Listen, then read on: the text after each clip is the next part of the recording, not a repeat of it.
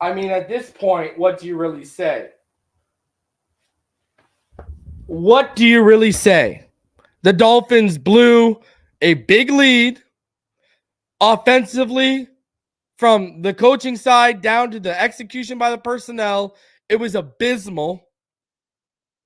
D Hop out here looking like he's prime D Hop against Ramsey and X. Recipe for disaster. Dolphins blow a big lead, and on top of this, more bad news as Connor Williams may be out for the rest of the year. Fifth quarter post game show. Let's get into it.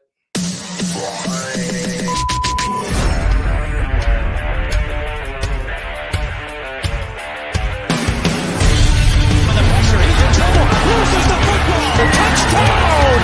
Got it! You have got to be kidding me. Jalen Waddle has a Dolphin touchdown. And he will score!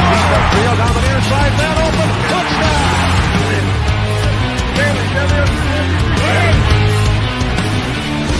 The run from Tua Tagovailoa. Touchdown! He's going deep. He's going to move touchdown. He's in. Touchdown!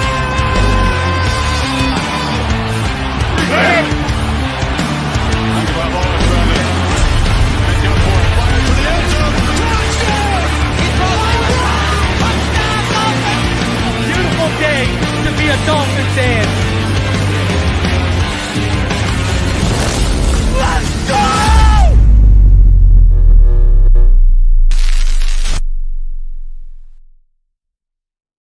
Ugly, ugly, ugly. Even if we would have won that game, I would have showed up here and said, well, it was an ugly win, but it was a win. We don't even have the chance to say that. I mean, you saw the stat. 767 straight wins by teams with a 2-score lead with under 3 minutes left, and this team blows it. Defense didn't help itself. Offense didn't help the defense. That's basically how this game ended. It was not pretty by any stretch of the imagination, and Mike McDaniel's lack of commitment to the run inside the 10-yard line, that came back to bite us in the ass. Instead of settling for field goals, we left 8 points on the board by not running the football. We had to settle for field goals. This team had 3 turnovers. They were handing you the game. The defense and the special teams were handing you the game in the end there. 3 turnovers. They lost the time of possession. And you still couldn't get it done. This offensive line is going to get torched from the PFF gradings. I can't wait to see this. 5 sacks allowed today. And what's crazy to me is they always allow a sack in a key moment.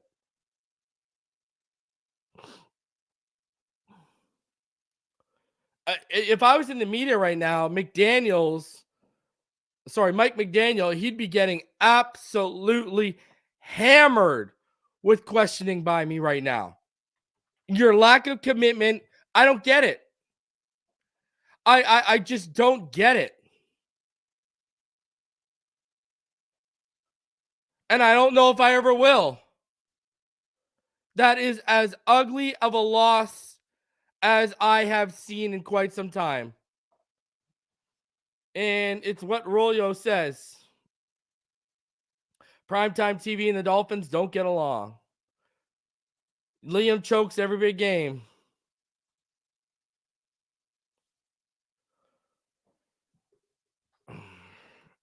And I'm not even, listen, I know this team's going to bounce back and win games. I'm not worried about that. But this is concerning here. Like, what the concern for me is, where this deep into the season, this deep into his tenure, and Mike McDaniel continues to be this stubborn and continues with a lack of commitment to the run game when it's clearly working. It's smacking you over the head and showing you it's working, and you just decide to look the other way. Joe said this is a time for us to start talking about not possibly extending Waddle when the time comes. Guy, I'm going to say Guy doesn't step up as I'm going to guess what you meant to say there. No, I'm not there yet. I mean, and then we take that delay of game. I mean, this was just, we should have known from the start when those injuries started piling up out of the gate that we weren't in for a good night. And I'm actually with Warner Brother here. Who cares about extensions right now? Who cares about extensions right now? We're going to do something new tonight when Mike McDaniel comes up. I want to go live to that when his presser comes up, whether I have people up here or whatever the case may be. But I want to go live to that when that goes. I think 2 is scheduled for like 11:55, I believe. Tyreek's still at the podium right now. Ugly, man. Absolutely ugly. And when you look into the numbers, I mean, it ain't prettier when you look into the numbers. Let's be honest with ourselves, right? Like, it is not a pretty situation when you look at the numbers. It's ugly, man. So, I mean, here's where we're at right now. I can't believe this. I just can't believe. It's one thing to like lose in the fashion we lost. It's so inexcusable for me. So look at this. I want to show you something here at the bottom. First of all, look at this. These guys do the math here. Do the math here. All right. In 13 plays, this team got 139 yards and 2 scores against that defense. Just buckled. That defense just buckled at the end. Well, you had the Dolphins. It was an ugly night. And I said, what did I say at the beginning of my stream? 2 things are going to need to happen for this not to go the Dolphins' way. Vrabel's going to have a good game plan. And we're going to have to shoot ourselves in the foot. And both those things happened tonight. Literally. Offensively, like, it's so inexcusable. It's just so inexcusable, man. Like, I'm going to tell you this right now, and I don't care how this resonates with people. I'm not saying they can't do it. Super Bowl teams don't blow this.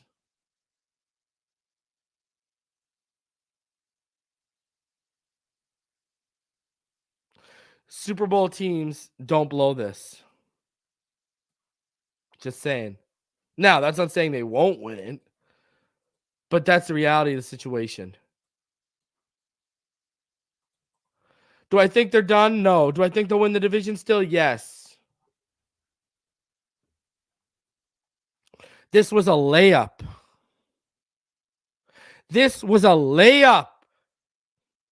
On paper. Then it became a knockout, drag-out game. Then special teams and defense gave you the layup.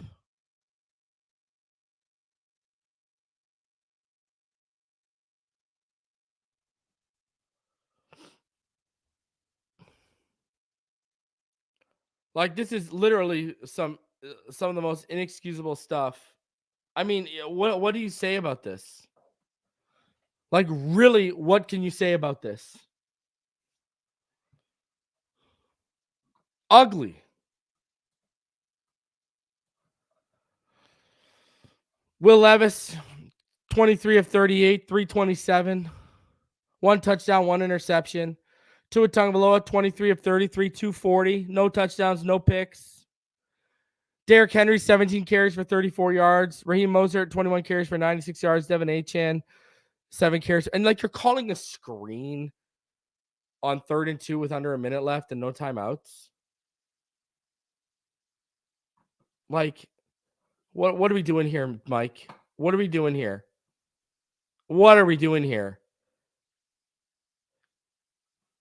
You got a bunch of Ferraris and you're driving them like they're Volkswagen Beetles. It's unbelievable. Look at this. DeAndre Hopkins, 7 receptions for 124 and a touchdown. The guy dominated tonight.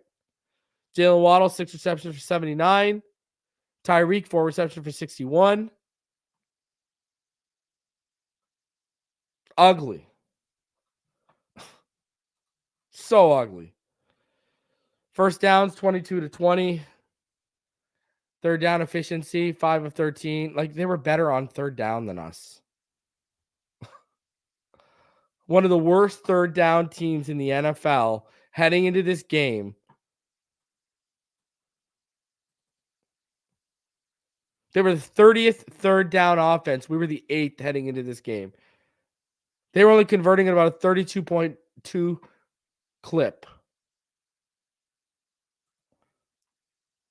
Over the last 3 games,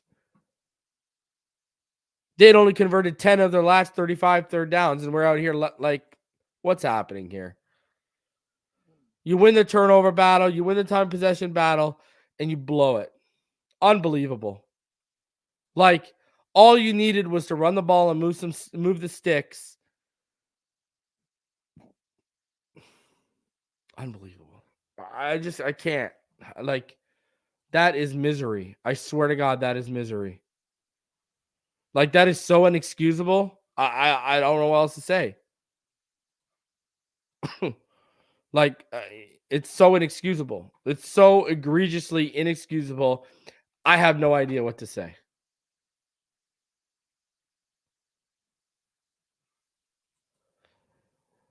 And now the news is we might have lost Connor Williams.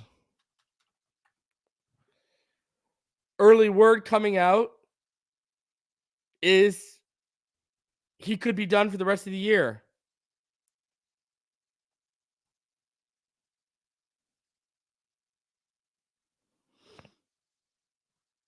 If you don't know what I'm talking about, after his injury, this came up on SI. Dolphins likely to finish season without Connor Williams. Dolphins will likely be forced to finish the 2023 season with Liam Eichenberg as a starting center because of a knee injury Connor Williams suffered. Miami Dolphins starting center Connor Williams suffered what appears to be a serious knee injury that will likely end his 2023 season and could impact his free agency. The extent of the damage won't be known until an MRI is done Tuesday. Remember, he had a brace on his knee and he changed out of his uniform.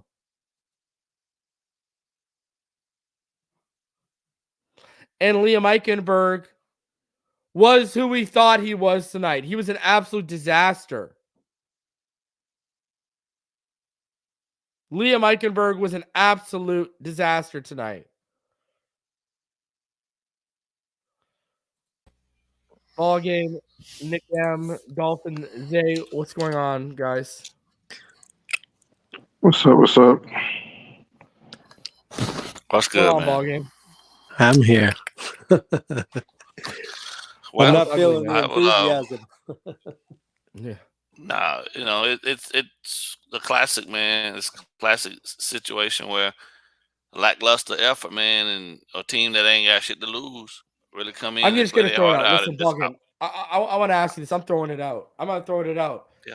Is this a team that buckles under pressure now? Can we say this now? Because the number 1 seed of the AFC, all the pressure, prime time. Every time their fate is in their hands, they always make it harder for themselves. They did it last year. They're doing it again already, it seems like right now. Now, I expect them to bounce back and beat New York next week. But I know. I know. I mean, we used to be able to say, hey, it's at home. Right? And I mean, you can't even say that now. This team just literally, you know, you got Chubb taking stupid penalties, throwing his helmet up. Wait till you get off the sideline and throw your helmet. Right? You got bad drops. You got brain farts. You got bad penalties and bad snaps from one player individually. Like, I don't know, ball game, but this team is. I just find it really hard to accept that Like we're here at this point now, and I'm still sitting watching this guy literally go through this process of throwing passes when you should be running the ball to at least. You got a 6-point lead with less than 3 minutes on the clock, and you're still throwing the ball. You know what I mean? When you could be eating the clock up, and then I just don't. Our Ferraris. I mean, does the only Ferrari really have Tyreek? Is Tyreek really the only guy that can create separation? Because it seems to me like nobody else got open, and nothing else was ran. None of the motion stuff happened without Reek on the field. They did some motions, but none of the intricate motions that actually would aid in getting somebody else open. I think I said this like 3 weeks ago that if Tyreek goes down, who steps in his place? Because who's running all those number one reps from the position that Tyreek runs? Because what I saw tonight was a team that looked like they went basically to a pedestrian, conventional drop back, you know what I'm saying? Just conventional offense as opposed to all of the other stuff that you do that makes the plays so explosive. Like, can Waddle not run that stuff? Do they not trust him enough? Why is Claypool standing over on the sideline? If you're gonna have a guy there that big and that fast, why not have him out there using him and utilizing him as opposed to, you know what I'm saying, all this dink and dunk crap? Like, why are you gonna throw a ball 3 yards behind the line of scrimmage when you need 6 yards? That's 9 yards you got to make up. You don't think the defense is gonna rally over there to see that you turning and immediately throwing the ball to this dude out in the flats? Like, come on, bro. Like, some of these play calls, bro, just asinine as hell. And then, on the flip side, we get inside the 5, and we're throwing fades, 3 straight throw pass plays, 3 straight, and then you got to kick the field goal. What are you doing? Makes no sense. You're throwing fades to Tyreek, who just came back in the game. But for me, right, another thing too, you're up 14. You're up. What was it? 27-13. You're up 27. You're up 27-13, and you immediately go into prevent defense. But that makes no sense because they've shown you that they're willing to throw the ball vertically up the field all night. They don't have shit to lose. You can't play prevent against this team. And at the same time, they got a guy here consistently winning his one-on-one matchups against Xavier Howard. Levis picked on him all night, and he got his ass handed to him. And then over on the other side, Jalen, you know what I'm saying, he jumping routes, which worked previously before, but how you let Derrick Henry beat you for? How you let leave Derrick Henry wide open in your area of responsibility for a first down? These are all small things, bro, that need to be tightened up. That I don't know if Fangio looking at the bigger scheme of things, but teams are gonna see this. They're gonna see these type of things, and they're gonna see that. Oh well, the Dolphins get a lead. They're just gonna play back. They're gonna sit back in soft coverage and let you have everything in front of you. That's BS. Because ain't nobody at this point, this late in the season, gonna give you anything, and anything you give them, they're gonna take it. Plus, they're gonna try to take more. And as you see tonight, the Titans stayed aggressive on all their play calls. He wasn't throwing these dink and dunk passes. Man, everything was down the field, taking shots into the holes that we was leaving. And guys just really and truthfully just act like they were just like stunned by the fact that they were still taking these shots. Like, who the hell sent the memo saying that the Titans was gonna freaking sit up, was gonna lay down for us? Like, that's my biggest issue. These are the 2 games that I was worried about a lot too, only because of the fact that these teams don't have shit to lose. And Levis is out there working on his resume for the future. You feel me? Yeah. He's a beast. I was right about him. And now he got 756 fucking games, bro, in the history of the NFL. 14 points, less than 3 minutes on the clock. 756 games lost by the team trailing. And we happen to be the some bitches to give up the one game. And 750 some games, bro. That's crazy. And here's the thing, like upsets have been, it seems like they've been happening all throughout the week. I mean, for instance, you just look at what happened with Green Bay. They had it in their clutches. I was unfortunately watching the split screen, didn't want to watch it, but it's there. They had the game in the palm of their hands, tried to go for 2, obviously, did not work, got slammed. Look what happened. That was an upset right there. You look at what happened with the Chiefs and the Bills. Now we know that that's going to be a historic rivalry in between the two, but still, that was a 6-6 team going up against a then 8-4 team, I believe. And now look at what's going on. We were just next on that list. The trap game that we thought was going to happen with, I think, either the Jets or the Giants. I can't quite remember. I picked Washington. Oh, Washington. I'm sorry. Yes, you're right. That was obviously one of those easy Sundays. This was the trap game, especially from the onset when 3 players get injured back to back to back. That's when you knew there was sort of a stiffness in the air. And although we were up those 2 scores and we were all just hustling and bustling, we were shouting at the top of our lungs, like, yes, we got it. And by the way, I'm going to cast blame on the Mike McDaniels. It's any one of us here could take over the role of play caller within those third and short, and I promise you, you will get that first down or a score. But you know what? Let's throw the fade to Tyreek because it worked that one time in LA when we faced the Chargers and it was a beautiful catch. Let's just do that again. No, Here's the fuck bullshit, that. bro. Here's the bullshit. Chubb just said.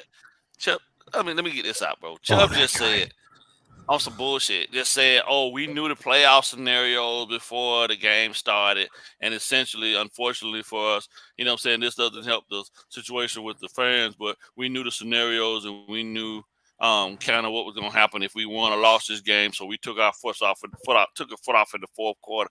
See, but that's some bullshit excuse because you took your foot off, but you didn't lose your players in the fourth quarter. You lost your players early on in the game. So don't sit here and try to make that bullshit excuse like that's really what happened. No, you guys look past the Titans. Prada was looking past the Jets too, worrying about the matchup with the fucking Cowboys. Yeah, and these motherfuckers came in and punched you in your fucking face. Yeah, that's what Christmas they did. Eve game. That's came in and punched you in your mouth.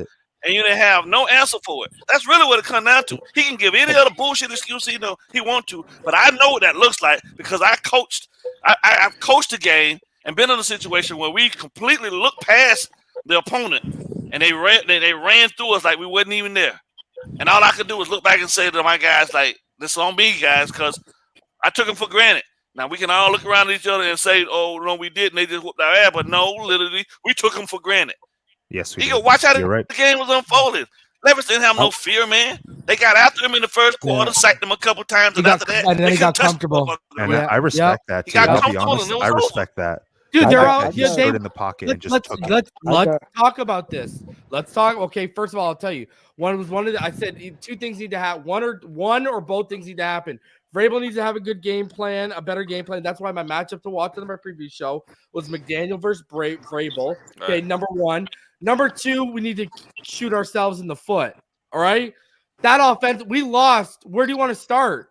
We lost that trench battle so poorly. It's unbelievable. We lost offensively. All right? Our guys got dominated. Yep. We had 1 starter, and the rest got dominated. And then let's be honest, other than a few impact plays, their offensive line kept Levis clean and let him get set.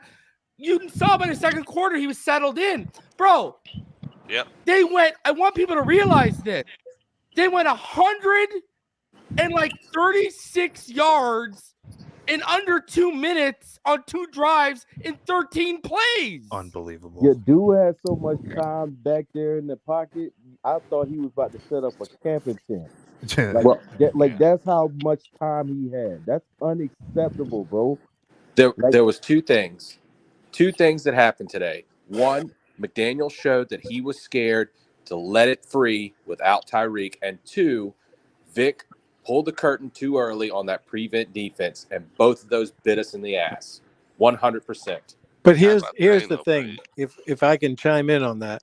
You know, you're giving both these coaches, being Fangio and McDaniel, way too much credit by saying that this was a trap game. They both absolutely shit the bed in this game. No, that absolutely. This wasn't an overlooking thing. Same with this Chubb, was a too. fundamental coaching thing on both 100%. their parts that neither of them executed. We had late plays going in. Tua snapping at 1 second on the clock, so the defense gets a jump on the snap, which is already going up against half your offensive line.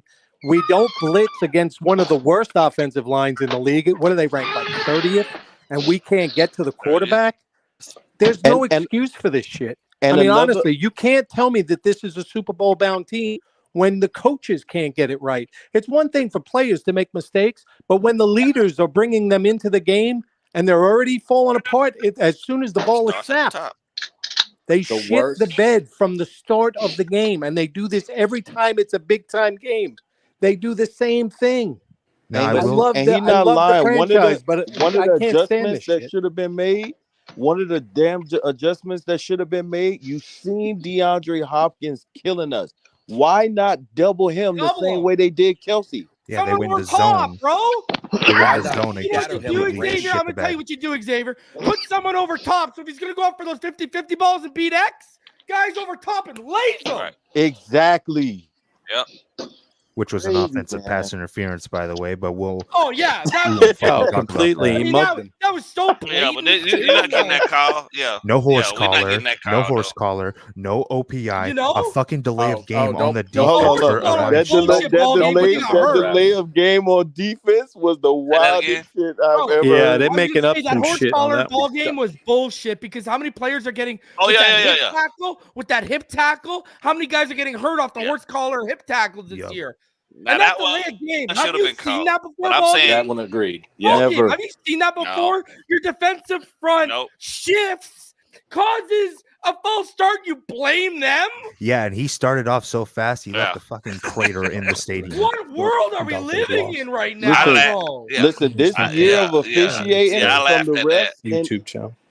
this year of officiating by the refs overall has been shit terrible. It was bad Overall, How last much year money too. did Vegas make you tonight just off seen this? Pat Mahomes just complain about the bullshit they did to him There's no. in Kansas City, and then for I mean, God to be bid, fair, you that take should us have been back called. to the back to the Philly Yeah, that was game a- with the 10-0, the 10 penalties versus our 0.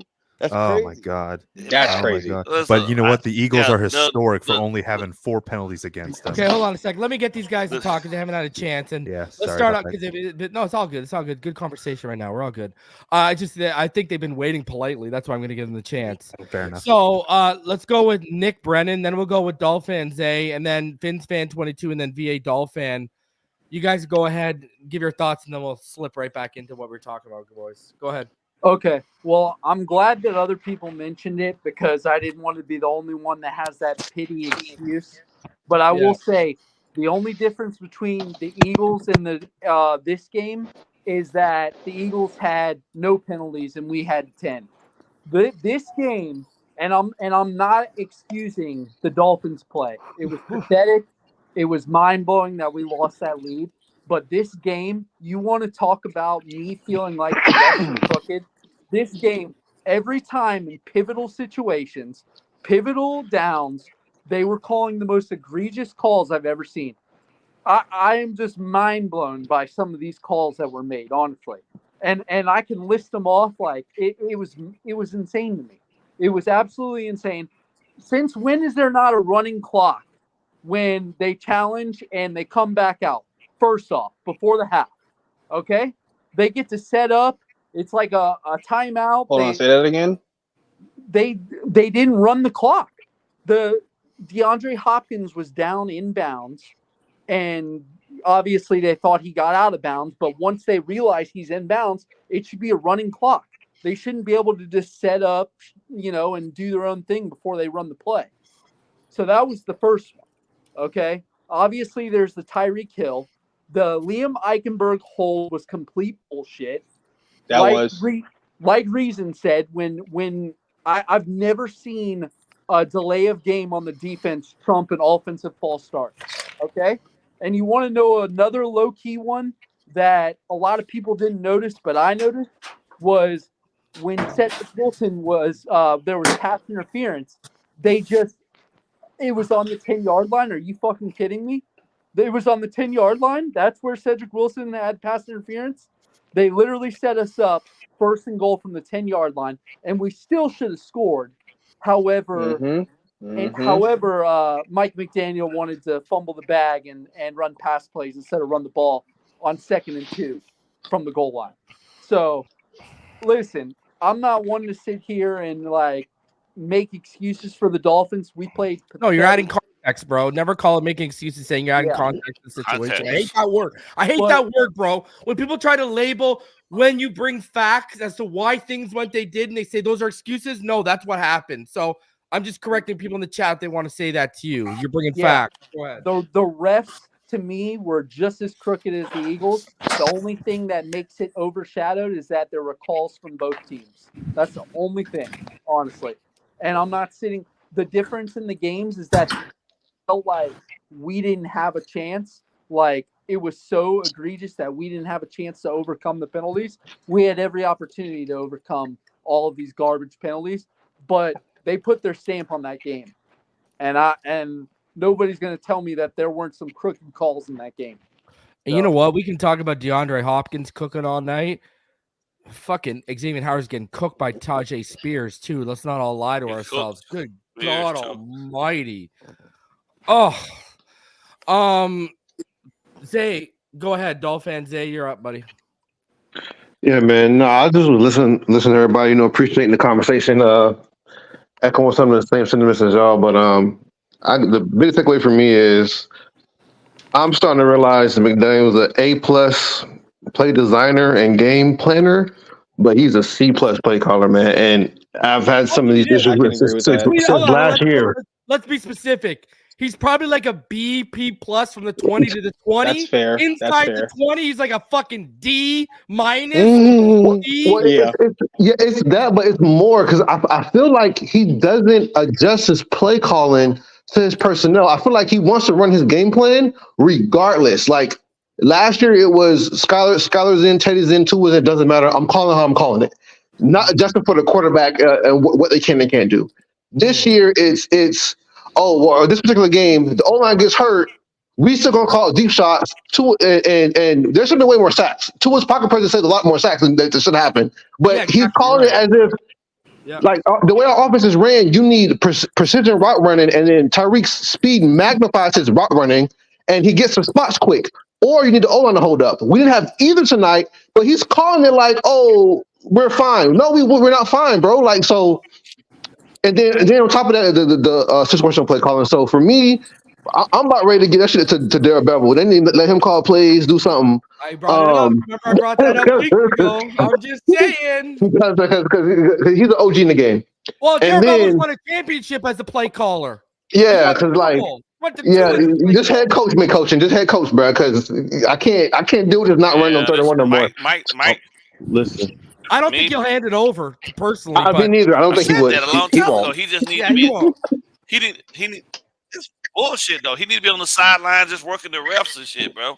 Like, it's okay to want to be able to do that. It's okay to want to be the guy doing that, but you don't have to. And like, it's still your offense, so you still get credit for all of the good shit. But let somebody else handle that because you can't see everything from the sideline anyway. The guys up there with the bird's eye view see the entire field. They get to see the little subtle things that he can't see standing down there amongst everybody else with everybody in his ear.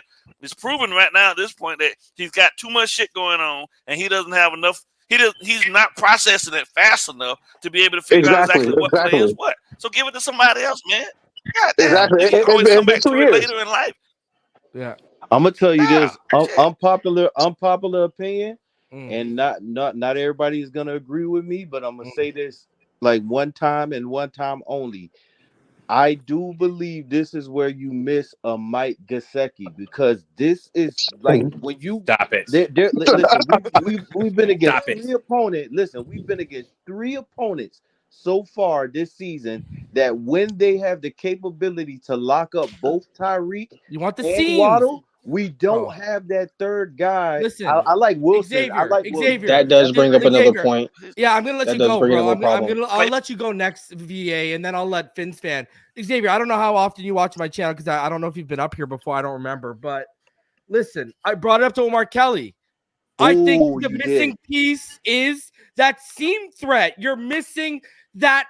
We're looking for the third option. I mean, Pretam, look what he done. He made a good point. This is at least the third game where Tua seems to trust Cedric more than Waddle. Like, you're seeing him. He's taking – look at the throw, the back shoulder throw he made along the sideline. He ain't making those throw to Waddle right now in tight coverage. But listen, that's why go get me a Luke Lackey from Iowa. Go get me that Iowa tight end. Go get me someone that can threaten this. If we would have drafted a Sam Laporta or one of these guys, we'd be balling right now. Reason I put 500 on it. Hey, do we blame him though? Like, if that was Gesicki on that back shoulder fade, do you blame him for not going for Waddle? Twice he ran the wrong route. No, I don't agree. I don't disagree with you guys at all. I agree with you. I said this before. Y'all know I've been in these Twitter streets. I've been in these YouTube streets defending Waddle tooth and nail since he was at Alabama. I can't defend a lot of the shit I've seen this year from him, and that's just me keeping it a buck and being objective. One thing about that drop Luke across Lachey, the middle last week. That drop across the middle last week in the game. Egregious. Did it for me because he was. But then he gets a fucking licking. He gets canned open, and he fucking holds on to the ball. You figure this one out, bro. That's a mad shit. Watching Waddle dive is that Washington game. Like I'm watching. Damn near kicked it in the air. I think Waddle died on that play. Waddle comes back to him. There's no one within 20 yards. Drop. Opened right into it like the tiniest of keyholes. Lit. Yeah. And I'm good. I got it, guys. Hey, what up? Like what the fuck? Reason I got a question. Yeah, my bad. I gotta give VA and FinFan. No, you can do this question. It's cool. Go ahead. Thanks, VA. appreciate it, bro. Okay, go ahead, Xavier. Whatever. Go ahead. I was gonna say, honest question. What's going on with the development of Chase Claypool, and why isn't he being utilized? That's what I was gonna ask. Yep. I don't freaking know, bro. Listen, I know for a that's fact. A big ass fast body, bro. The week we traded for him, I know for a fact. The week we traded for him, because you know how all these all these sessions are now like in the dome and private now, right? Like it's not like preseason where they tell you everything that's going on.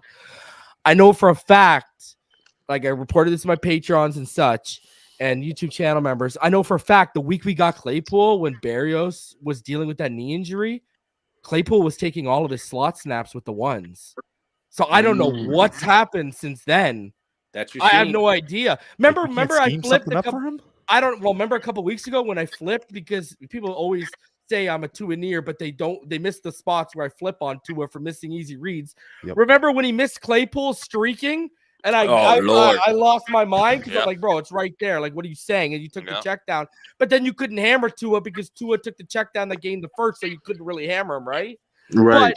But what did I say? I said, dude, if I see that on tape, what am I gonna do? I'm gonna come back to that. You ID that, right? And you come back to that either in the second half or you come back to it in another game. With how many snaps did Claypool even get tonight? 0, I believe. I don't. Yeah. I don't think I've seen him. I've seen him on the sidelines jumping over a tackle. His helmet fell off. I'm going to tell you guys. I think I'm crazy, but I've been saying it for weeks. I've been saying it for weeks since Izakama went down, and I'll say it. Guys, there's a portion of this playbook that's not being utilized. Like, there's literally a portion of this playbook, and I told y'all that the things I was hearing, they wanted to use Izakama and 11 personnel, but give you 12 and 21 personnel looks. And with all the looks we've seen this year, it makes 110% sense that that's what the plan was. I thought Claypool was going to get massaged into that role, and it's like they've left that part just clamped up. I don't know what's going on. I wonder if some plays in that portion of the playbook were just a simple ISO run. I don't know. I don't So I think understand there's red zone stuff in that. Like, you can tell though. McDaniel doesn't trust people. Because look at what we do. What do we do in the red zone? Run the ball or a fade. Yep. Like literally, that's it. Not even a slant. Man, we in 14 weeks. Do something else. Oh no, sorry. If we're like at the 8, we got that new play installed where the running back will shoot out like he's coming out on a wheel, but then he'll cut back on the angle of the slant across the middle of the field, and we'll hit him with the ball. That's our new one, right? Like that's the new look. Well, but I can basically I'm going to tell y'all something. We're pretty one-dimensional in the fucking red zone. If you really actually sit back within the 10, we're pretty one-dimensional. He ain't built for the playoffs. Shuffle pass. But you know what? Yeah. But you know what? I'll take that one-dimensional. I'll take the one-dimensional if it means Raheem Mostert rushing in for a TD. That should be the dimension. But they never do it. I'm like, bro, what is going on? Bro, listen to this. You're kicking field goals because you refuse to give the ball to a guy who's averaging 5 yards carrying Raheem Mostert or 6.7 to Achane. You refuse to give him the football. Then in the second half, you decide to give him the football and like a hot knife through butter. Right into the end zone. Right into the end zone. Right into the end zone. You left 8 points on the board by not doing it earlier. I don't care. Bro, and I feel so bad for Mostert too on a game where you tie Ricky Williams 16 teddies in a season, and you squandered a game like this. Raheem Mostert has got to be heartbroken, bro.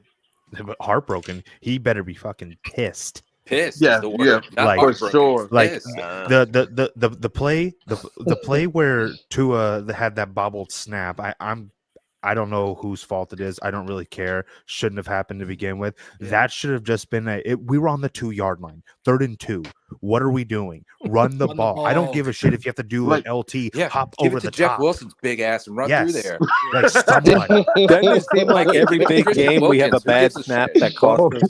Fullback dive. Christian Wilkins or something, dude. We used to do that. Give it to a big body. We ain't got it. But and that's further of a slap in the face to Raheem, though. You're telling me the one running back that runs the angriest on the team, you don't trust him for a 3 to 5 yard rush in the red zone. You don't trust Raheem, and he's averaging half a first down per carry. That's crazy. Like I don't get it. Like I just here's my thing. You want to push this football. You want to be pass happy, all season long. And even in key situations. So now we get in probably our most key situation of the season, and you run a screen. I couldn't stand that one. Oh my god! When these guys eat over the middle, and even Durham Smythe is starting to make acrobatic catches over the middle with his thighs. The cable catch. But let's run a screen where Achan's gonna have to beat 3 guys to get the 3 yards we need. Get the fucking sticks. Yes. Jesus Christ. Can I just throw one thing out there pitches, hooks, drags. Give me something that's coming over that middle of the field. Boom! That's the other thing I realized with Dan since we're play calling. When we're under 2 minutes, we don't utilize the middle of the field early in a 2-minute drill. In 2 years, ever. Get the first down and spike the ball. That's more like indictment on what he's been teaching and preaching. So it's like, we gotta figure it out, bro. Did you see what they were saying at the end of the game by us? They were saying that we didn't look like we had any urgency. The real talk is this really didn't. Dolphins linebacker. Listen to this. So Dolphins linebacker Bradley Chubb admitted they saw a lot of potential playoff scenarios coming into the game. When you see a goal in front of you, cruise control is a natural instinct. Chubb later admitted in the 4th quarter, and we just paid probably let our foot off the gas a little bit. Yeah, no shit, Chubb. You let your foot off the gas when you spike your fucking helmet into the ground. Vic Fangio lets his foot off the gas. Go ahead, Finn, because I know you haven't said much. And then I think I just hopped on. I'm letting all of y'all in. Hold on, bro. I said Finn Fan 22. Oh, my bad. And then VA, you can go, and then Jan, you can go. But go ahead, Finn Fan, and then VA, you can go. I'm sorry, I've been talking over everybody, but I'm going to be honest. No worries. McDaniel played scared in that 4th quarter. Like he didn't want to go for the jugular. He wanted to let my defense take over. Let Vic be the man. And listen, from a personality, I'm that personality. It's fun and games, but if you're not producing, it's going to turn on you real fucking quick. Like no joke. Sorry for the language. It's going to turn on you. This cute, fun players coach, but if you don't produce, it's going to hit the fan. And he's got to figure out that dog in him. Because look at the stats. If you look at this, when we get a play in with under 8 seconds to go, it's garbage. It's garbage. If we're breaking the huddle with 8 seconds to go, 10 seconds to go. You're taking the time out of the penalty because of the motion alone. Garbage. It's garbage. And then Fangio, my man, you know better. Prevent with 5.5 minutes to go. What are you doing? What? You can put that on the players all you want, but you put that situation out there. Yeah, I had flashbacks of last year seeing that shit, man. He does that every week. What are you doing? Like this bend don't break. You got a 4-8 team that doesn't give a fuck and they ain't going nowhere with a horrible offensive line. That part. Well, you would think after the first drive he would have let me not do that shit a second time and do that shit again. Yeah, let me get aggressive. Bro, listen, if I'm playing someone in one-on-one basketball and they're much better than me and I'm within 1 point, fucking I'm fouling to do whatever I got to do to win this bitch. I don't care. Like, that's what they were doing. They were like, fuck it. We got nothing to lose. Let's go for 2. Because we know you're going to fold in prime time. And that's what they did. Yeah, that was so ballsy by them doing that. I was like, when they took that 2-point conversion, that said all to me what I believe they thought in their minds, that you can't stop us from advancing first downs. So we're going to beat you. And we're gonna take the 2-point conversion because we know that you're not gonna do anything with the ball. You're gonna give it right back to us, and we're going to beat you. See, Jason, I can't say Tua played bad tonight. The word that keeps popping in my head was mediocre. If you want to say very mediocre, sure. No. But did Tua cost us this game? No. Reason, can I say something real quick? You go ahead. It wasn't Tua so much. You got 4 backup offensive linemen. You had 1 starting lineman and no Tyreek. And you had a play caller that designed a game for failure at that point. You didn't adjust. There was nothing that was out of the ordinary for you when shit wasn't ordinary. That's an adjustment that wasn't made at all. Yeah. Speaking of adjustment, how about Waddle going the wrong way on a couple of routes? That's why he's not trusted. Somebody was gonna say that. That's a lack of cross. That's a lack of cross training, man. That's a lack of cross training. Yeah, and chemistry. I think that's where Tyreek's 2K kind of hurt the rest of the team. Where there's no more Tua Waddle chemistry. We've seen it for 2 years. They had no problem. Now all of a sudden this year, them two ain't got it no more. So it's like, yo, they need to fix that. Can we finally say fuck the 2K, win a Super Bowl? Can we finally say that? That's what we said the whole time. I think I tweeted it out or I set up here. I just can't wait till this 2K is done and over with so I can move on with my life because it's holding us back. Hey, Yeah, if I can throw one thing out. Oh, sorry. Oh no, go ahead. I just want to add this and then I'm going to go. I also think that there's this passive way of McDaniel with a guy like Holland that, everybody hears that he's right on the precipice of coming back and he decides to pull him back. And I think he does that because he underestimates who he's playing and he figures he can get away with his secondary guys. I think a little more criticism needs to be happening there too, because it's starting to look that way to me. Like he's going to make the decision depending on who they play and what their personnel looks like, and then he holds them back for an extra week. And I think that came in big tonight with Hopkins. He pulled the shoot because inferior opponent, and we're the Dolphins.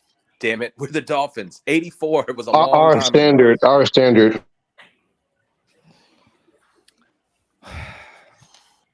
Appreciate you guys. Take it easy, man. Have a good one. And now the question begs to be asked: who's more important, Connor Williams or a healthy Tyreek right now? Connor Williams. Nope. Obviously, Connor. I understand. Yeah. I totally understand why we're gonna say Tyreek because he is such an explosive, dynamic playmaker. I praise the sweet Lord above that he chose Miami over the dreaded Jets. But let's be honest here: the fact that Tua couldn't even blink after the ball was snapped and there was a defender in his face. Agree, man. You could have a fully healthy wide receiver core, running back core, speed demons out the ass. It does not matter when you have Lester Cotton, you have Liam Eichenberg, and to some extent Robert Jones putting pressure into Tua's face. Nothing is going to happen. These big explosive plays that we hear Kevin Harlan say, he's got Hill. They are long developing plays. Those are no more if you don't have the O-line. So regardless of what happens, the draft needs to be centered around the O-line. Watch the energy when Tyreek went out the game.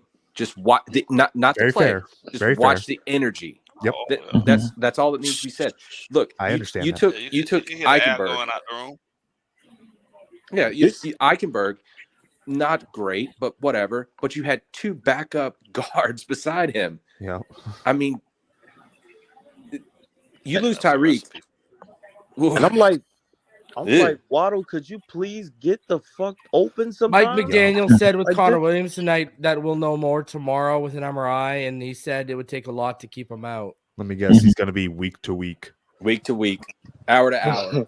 I'm done with his jokes, dude. I love Mike McDaniel. I think he brings a positive energy to this locker room, unlike what happened in the past. But I'll be damned if I have to hear another Yeah, we need some seriousness right now, Seriously, bro. dude. Well, if he's on the sideline already in a knee brace, like that's get not pissed, man. Like you understand that these high profile players that you paid out the ass for are not performing up to your standard. Get pissed. I want to see some swearing. I want to hear the commentators read his lips and go, "Oh my god."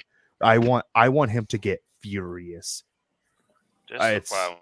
He says a good amount of our offense goes through Tyreek, but at critical times we are off a hair. Our protection isn't what we'd be used to on a player or two. We misfired on a player or two. Obviously, a player of Tyreek's caliber, if hurt, it hurts when he's not in. Lessons are learned the hard way. Yeah, it's bullshit. You want to know what hurts, Mike? That per next gen stats with 3:59 left in that game. Per next gen stats, the NFL's own little analytical. We had a 99% chance of winning that game. Don't say it. Mm-hmm. Don't say 99%. You lost to the 1%. Yeah. But you know what? I'm not nearly as upset when I look around the league and see how many upsets there were. I kind of felt like this was coming. But look at the Ravens. They almost got upset, but what happened? I'm gonna tell you this, right? Ravens were the only exception, and to be before that, to be fair, it was trending towards that direction. If not for that Zay Flowers and OT, baby. Yeah, they stood on business. So you're definitely right. They were the exception to the rule because the way you seen Pat Mahomes go down, and the way the Cowboys Kenny Powers got pissed. The way the Cowboys dismantled the Eagles, 2 blowouts back-to-back weeks, bro. This is crazy. The problem is there ain't nothing out there to even sign and make a difference at center if this ends up being long-term with Connor. No, you're what about stuck Ryan here. Hayes? What about and that's what you got to get on Greer. He's a tackle guard. He's not a center. No, I know that, but I'm just saying, like, we don't. If something bad were to happen to Connor Williams, or let's say he is out for the year, like, who do we have? We have Liam Eichenberg, and who else? You may as well just get Robert Jones. Christ. That's it. and that's where we give Greer all the praise. We got to get on Greer for this situation at that point because they should have a better plan for this. But where was it? Where was it before the season started? Where was the backup center? I gotta play this week. Anybody but Eichenberg was the answer. I mean, but like you say that, but who was it? Who was the backup? Who was the backup that we could have signed? I don't know. Who was that guy from the Browns that we were all clamoring for? Well, I'll answer it for everyone. It's Creed Humphreys that we should have selected. Yep. Damn. Who'd we take that year? Like there's no one right now. I think Ben Jones is out there. Rodney Hudson, I think he retired. Matt Skura's out there. Oh yeah. Oh, we've been down that road. Or run it back, yeah. You know, hey there, Matty boy. I don't know if Justin Britt got signed. I think Chase Roulier retired too, and he would have been your best option. He's like 29 too. Let's bring Jesse Davis back for one more go around. Just tell the Pelicans start eating well. Hey, was it too early reason to start JPP, or did he just kind of like watch for reps? I don't even know, bro. They were because I saw him on the sideline with his helmet off. Yeah, but I wasn't sure if he got in. I didn't see him. Yeah, number 90. He was in there towards the beginning of the collapse. There you go. Wow. Yeah, because they said his name. I'm like, holy shit, he's actually out there. So he's probably going to finish with like 4 or 5 snaps. The guy you were talking about was J.C. Treader. He retired. Oh, yes.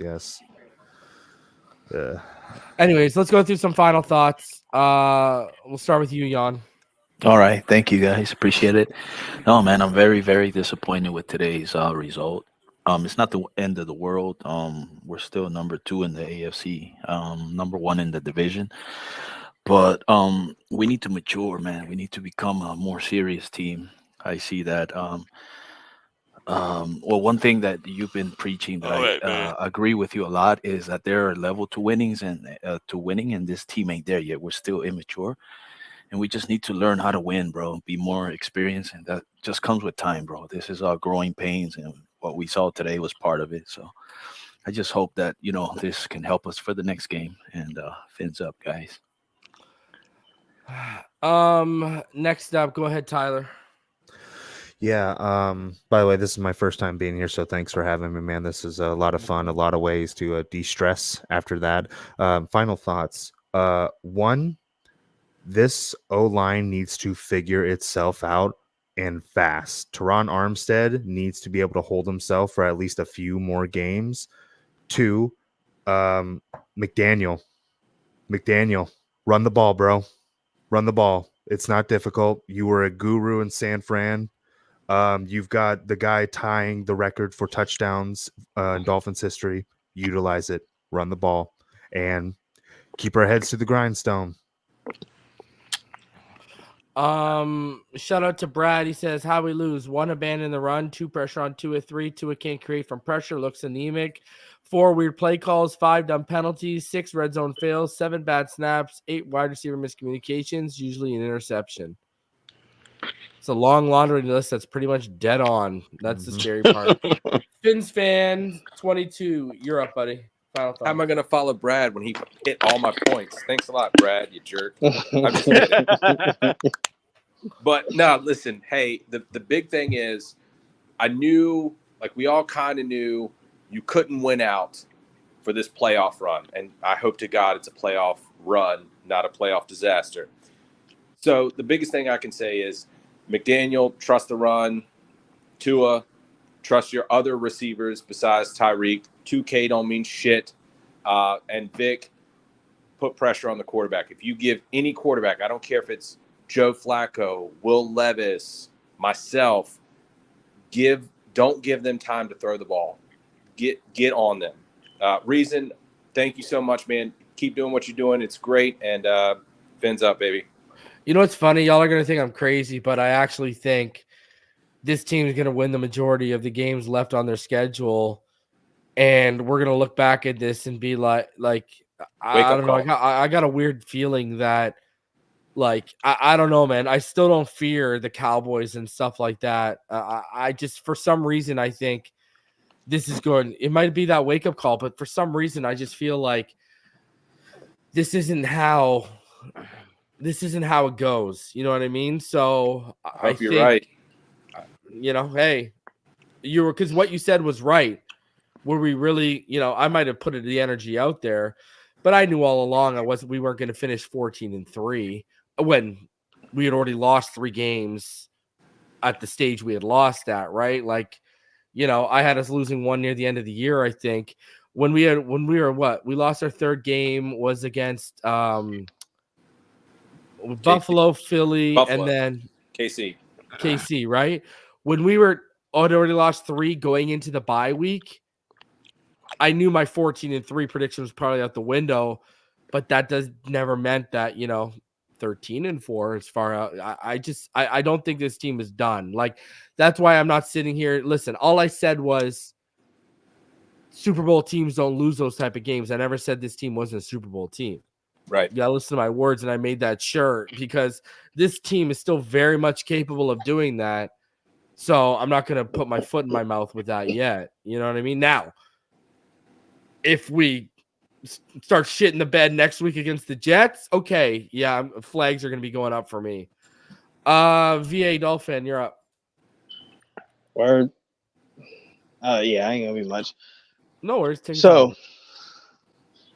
of all, wore my jacket for the first time. Nice little sweet Michelin Nest gem. Nice. So that's going back in the closet. I see you. That's going back. Yeah, I mean, that's going back in the closet. Fuck that shit. But yeah, Bad luck. this O-line's trash. Eichenberg sucks. That's pretty much the problem. We don't have no height. There's no height. Like, period, point blank. You know what I mean?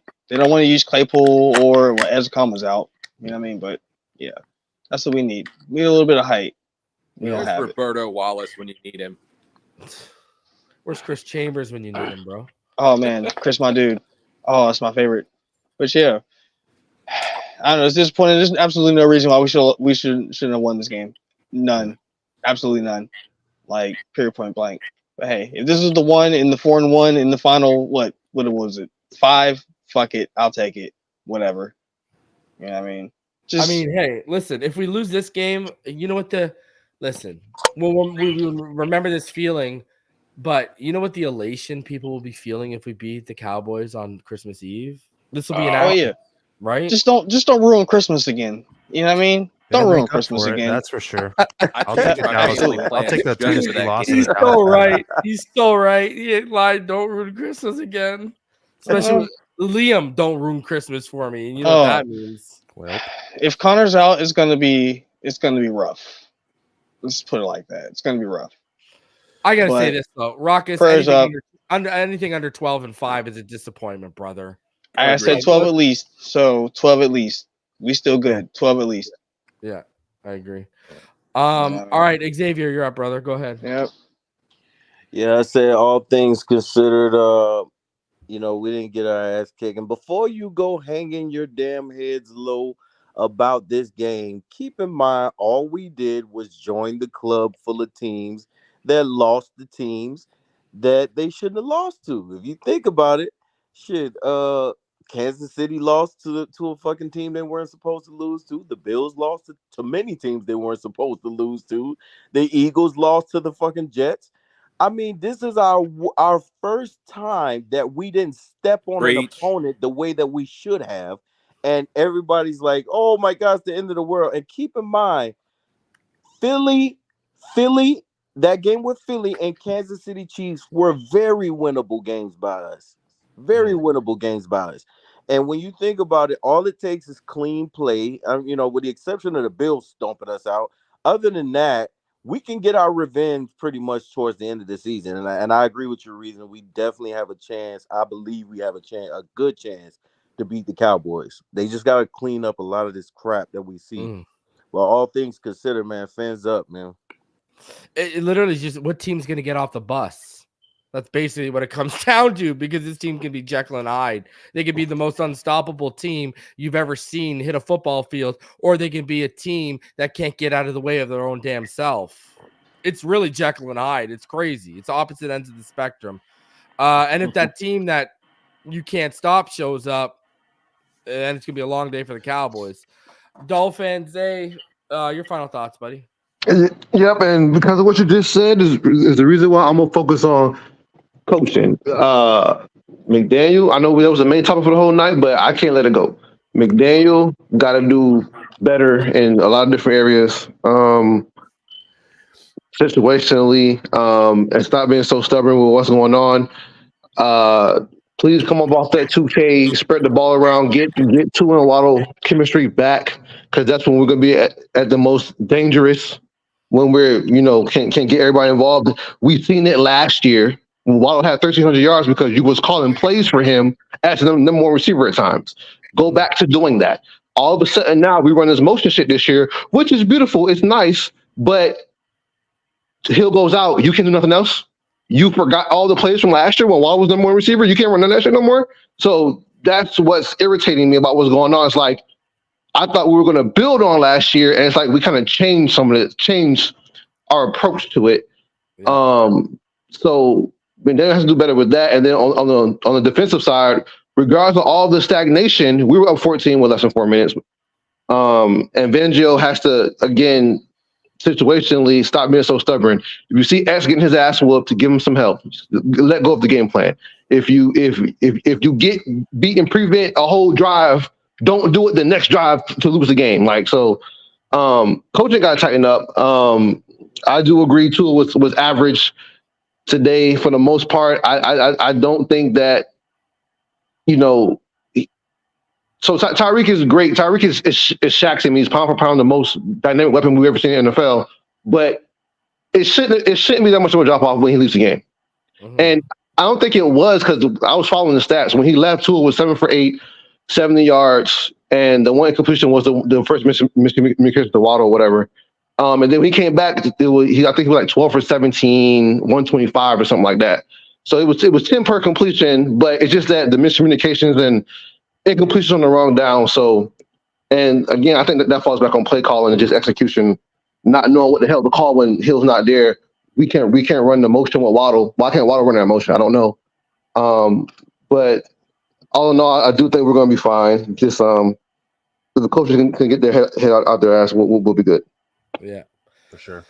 All right, guys, I'm going to be back tomorrow. We'll recap this shit show, and we'll go over the PFF grades. We'll go over all that stuff. And, and then we'll do a film breakdown on Wednesday with Martin. So until next time, until I see you guys tomorrow, appreciate y'all. Try and have as good of a rest of a Monday night as you can. Fins up. See y'all in the next one. Peace.